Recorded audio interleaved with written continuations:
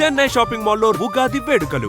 మీ పండుగ shopping Chennai shopping మాల్లో చేయండి. అందమైన వస్త్రాలతో పాటు విలువైన బహుమతులు పొందండి. సో మనం బ్యాడ్ ట్రెండ్ గురించి మాట్లాడుకుంటున్నాం. ఈ కార్పొరేట్ ప్రొడక్షన్ హౌసెస్ సీరియల్స్ తీసేవి, మెగా సీరియల్స్ దీంట్లో తీస్తున్నప్పుడు కూడా కమిట్మెంట్ అడుగుతున్నారు అని, వాళ్ళకి నచ్చకుండా ఉంటే తీసేస్తారు అనేది నిజంగా అలా ఉందా పరిస్థితి? రెండు చేతులు కలిస్తేనే చప్పుడు వస్తుంది ఎప్పుడైనా. నేను ఇప్పుడు వచ్చే కొత్త ఆర్టిస్టులకు కానీ ఎవరికైనా ఒకటే మాట చెప్తానండి, సెల్ఫ్ అసెస్మెంట్ అనేది first, which is very very important. ముందు మనల్ని మనం అద్దంలో చూసుకోవాలి. మనము దేనికి పనికొస్తాం, ఏ జాబ్కి పనికొస్తాం, ఏ క్యారెక్టర్కి పనికొస్తాం. ఇఫ్ ఇట్ ఈజ్ ఇండస్ట్రీ, నేను రమణారెడ్డి గారి లాగా ఉన్నాను, నాకు ఘటోద్గజుడు క్యారెక్టర్ కావాలంటే వస్తుందా? దానికోసం నేను ఘటోద్గజుడే చెయ్యాలి అని పట్టుపడితే నీ బ్రెయిన్, నువ్వు ఎన్ని తప్పటడుగులు వేయాలి అది సాధించడానికి. అందుకని అంత వద్దు, అంత ఓవర్ ఎక్సైట్ అయిపోవద్దు. You take time, you look into mirror every day. You get up in the morning, you look into mirror, you keep an assessment of yourself. నేను దేనికి పనికొస్తాను కరెక్ట్గా, దానికోసం ప్రయత్నించు. Definitely you will get the roles, definitely you can achieve anything, either it is job or education or whatever. ఇప్పుడు నేను ఇందాక మీకు చెప్పాను నా కొడుకు చదువుకోలేకపోయాడని. చాలా చదువుకుని విదిన్ 15 yearsకే ఐఏఎస్లు అయిపోతున్న పిల్లలు కూడా ఉన్నారు. అంటే వాళ్ళ ఐక్యూ లెవెల్ అంత ఉంది. సో పక్కింటి పిల్లోడు 15 ఏళ్ళకి ఐఏఎస్ అయిపోయాడని నా కొడుకు అవ్వలేదు అని వీడిని కొడితే అవుతాడా? అవ్వడు కదా. వీడికి ఎంత నాలెడ్జ్ ఉంది, వీడు ఏం చేయగలుగుతాడు, వీడు ఎంత ఎదగలుగుతాడు అని చూసుకుని పేరెంట్స్ కూడా ఆ విధంగా ఎంకరేజ్ చేసామనుకోండి, ఇలాంటి తప్పులన్నీ జరగవని నా ఉద్దేశం. బికాజ్ నిజంగానే ఇటువంటివన్నీ ఉంటే మేము ఇంతకాలం ఇండస్ట్రీలో ఉండలేం కదా. Even we cannot exist. So మేము ఎగ్జిస్ట్ అయ్యాము, ఇంత చక్కగా పెళ్ళిళ్ళు చేసుకుని మేము కాపురాలు చేసి పిల్లలతో చక్కగా ఉన్నాము అంటే we are healthy. The atmosphere what we had worked is healthy. లేకపోతే ఉండలేము. So true, so true. So మిమ్మల్ని మీరు ఎలా కోపప్ చేసుకుంటూ ఉంటారు? మీ మీద ఫోకస్ అనేది, మిమ్మల్ని మీరు ఎలా చూసుకుంటూ ఉంటారు? గ్రూమింగ్ కావచ్చు, ఎవ్రీథింగ్. అదే చెప్తున్నాను కదండి, యాంకరింగ్ చేయాలంటే కూడా I was an anchor also. మీకు తెలుసు ఈటీవీలో కూడా చాలా షోస్ నేను యాంకరింగ్ చేశాను. సో నాకు అసలు చీర కట్టుకోవడం నేను ఫస్ట్ నేర్చుకున్నదే భారతి అని ప్రోగ్రామ్ ఈటీవీలో. ఓకే. అయితే ఐ వాజ్ టూ యంగ్. మరి చుడిదారులు అయితే వేసుకోగలం ఈజీగా, చీర కట్టుకోవాలంటే దానికి కొంచెం పర్సనాలిటీ కూడా ఉండాలి కదా. మరి బక్కగా అప్పుడు అలా ఉండేదాన్ని. చీర కడితే ఏం బాగుంటుంది, కానీ బాగుండాలి. ఎలా బాగుండాలి అంటే అద్దంలో చూసుకుని కట్టుకుని 4 రకాలుగా కట్టుకుని 10 సార్లు కట్టుకుని ప్రాక్టీస్ చేసి యాంకరింగ్కి వెళ్ళే ముందర ఒక హోంవర్క్ ఉండేది, ఒక స్క్రిప్టింగ్ ఉండేది, నాకు ఒక పుస్తకం ఉండేది, అందులో క్వశ్చనర్ నేను రాసుకునేదాన్ని. నేనే క్వశ్చన్ వేస్తే బాగుంటాను, నా ఫేస్కి ఏది బాగుంటుంది, నేను ఎంత లిప్ ఓపెన్ చేసి మాట్లాడితే బాగుంటాను, ముందు నాకు కూడా ఒక జడ్జిమెంట్ ఉండాలి నా మీద నాకు. ఇవన్నీ కూడా ఒక హోంవర్క్ చేసుకుని వెళ్ళేవాళ్ళం. మేబీ అందుకని ఇన్ని సంవత్సరాలు ఉన్నామేమో ఇండస్ట్రీలో, తెలీదు.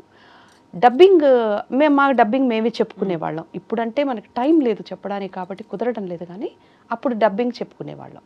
డబ్బింగ్ చెప్పాలంటే ఎప్పుడు చెప్పాలి, మార్నింగ్ అంతా షూటింగ్ చేయాలి, లేట్ నైట్స్ అయిపోతుంది, నెక్స్ట్ డేనో టెలికాస్ట్ అయిపోవాలి, అది టైం ఉండదు. అంటే మిడ్ నైట్ డబ్బింగ్ చెప్పాలి. మిడ్ నైట్ వాయిస్ పనిచేయదు, ఎవరికైనా డ్రౌజీగా అయిపోతుంది, గరగరా అని వస్తుంది. మా అమ్మ ఏం చేసేది, పడుకునేదాన్ని నేను అలాగా డబ్బింగ్ స్టూడియోలో ఆ మెట్లలోనో ఎక్కడో కూర్చొని ఇలా నిద్రపోతుండేదాన్ని. స్టూడియో ఖాళీ అయింది అనగానే నన్ను లేపేవాళ్ళు. లేపితే న్యూస్ పేపర్ ఇచ్చి అక్కడ కూర్చుని ఒక పారాగ్రాఫ్ని 3 సార్లు గట్టిగా చదవాలి. 3వసారికి వాయిస్ ఓపెన్ అయ్యేది, అప్పుడు డబ్బింగ్ స్టూడియోలోకి పంపించేది.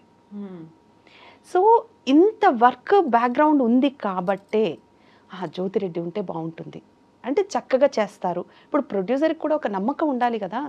మన ప్రాజెక్టు ఒక ఆర్టిస్ట్ చేతిలో పెట్టాము అంటే ఆ క్యారెక్టర్ 100% హిట్ అవుతుంది. ఇప్పుడు ఒక పని ఇంట్లో మన పిల్లాడికి ఓ పని చెప్పామనుకోండి, వాడి మీద మనకి కన్ఫర్మేషన్ ఉండాలి కదా. మీరు ఆ పని వాడికి అప్పచెప్పేశారు, అయిపోతుంది, ఇక I can forget that work అన్న నమ్మకం ఉండాలి కదా. వైస్ వర్సా, నువ్వు సాఫ్ట్వేర్ ఉద్యోగం అయినా, డాక్టర్ చేతిలో మనం ప్రాణం పెట్టినా, అరే ఇతను డబ్బులు ఇచ్చి డిగ్రీ సంపాదించలేదు, ఇతను చదువుకున్నాడు, ఇతని చేతిలో మనం కళ్ళు మూసుకొని ప్రాణం పెట్టేయచ్చు అనే నమ్మకం ఉన్నప్పుడేగా చేస్తారు. సో అలాంటి నమ్మకాన్ని ముందు క్రియేట్ చేసుకోండి. Definitely you will get the work. You need not to bow in front of anybody. అవసరం లేదు అప్పుడు. When you are capable towards your job, they will call you 100%. Almost 3 decades నుంచి you are in this field కదా, దీంట్లో ఉన్నారు. మిమ్మల్ని మీరు ఎలా మెయింటైన్ చేసుకుంటున్నారు? ఎప్పుడు మేము స్టార్టింగ్లో ఎలా చూసామో, డాన్సర్గా ఎలా చూసామో, ఇప్పుడు కూడా అలాగే ఉన్నారు. ఏం చేస్తారు? The only thing is positivity. Think positive, that's it. మా ఇంట్లోకి ఎవరైనా వస్తే మీ ఇంట్లో శివుడు ఉన్నాడు జ్యోతి అంటారు. They get that feeling because I keep the atmosphere positive. అంతే.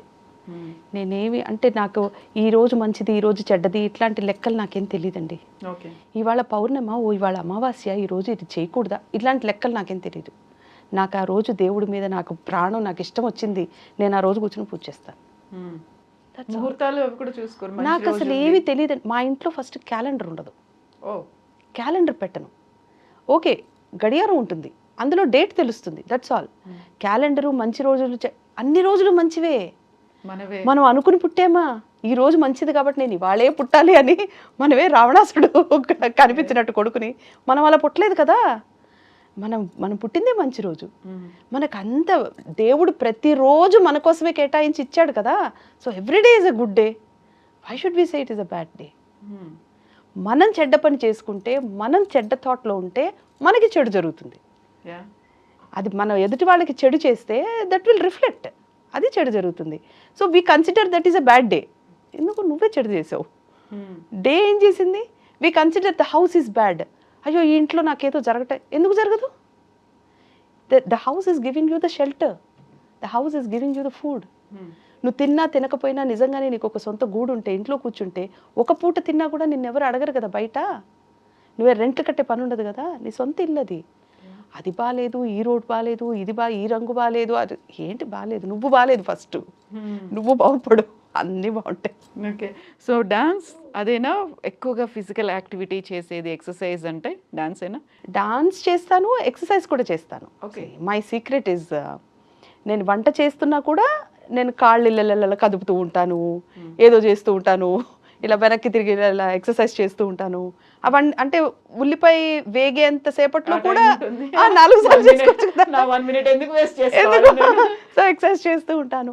So that what I feel, bad thought అన్నది మనం బ్రెయిన్లోకి రావడానికి టైం, ఓకే, మనకి ఎక్కువ లీజర్ టైం ఎప్పుడైతే పెట్టేశామో ఆ బ్యాడ్ థాట్స్ అనేవి వస్తూ ఉంటాయి.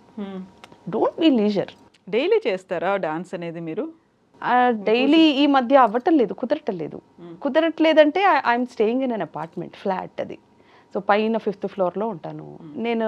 దబ్బు అని ఎగురుతూ ఉంటే కింద వాళ్ళకి భయపడిపోతారు ఆ sounds. So I don't know, individual house మరి భగవంతుడి దయ ఏమన్నా ఇస్తే కొంచెం అప్పుడు I can continue my dance again. Yoga ఉంటుందా? యోగా నాకు పెద్దగా తెలియదండి. అంటే యోగా ఆసనాలు ఏమీ తెలీదు.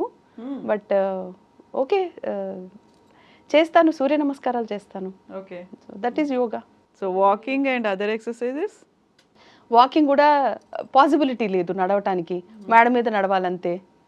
ఆ టైం కూడా కుదరదు. ఈవినింగ్ 6 o'clock, మార్నింగ్ 7 o'clock అంటే రన్నింగ్ రేస్లో ఉంటాం. అప్పుడు మనకి 2 చేతులు కనిపిస్తాయి కానీ కనపడని 6 చేతులు ఉంటాయి మనకి. 6 చేతులు పొద్దున్నే అన్ని పనులు చేస్తూ ఉంటాం.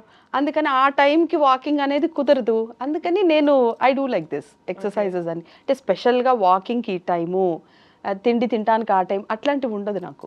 నుంచొని బఫేలాగా కూడా తినేసి పరుగులు పెడుతూ ఉంటాను. మా అమ్మ అంటూ కూర్చుని తినవే, కొంచెం ఎక్కుతుందే బాడీకి. అమ్మో ఎక్కితే లావుతాం కదమ్మా, వద్దు, కడుపు నిండితే చాలు, బాడీకి ఎక్కక్కర్లేదు. So I'm like that. నాకు అంటే ఫుడ్ మీద ఎక్కువగా ఇంట్రెస్ట్ ఉండదండి, నాకు లేదు.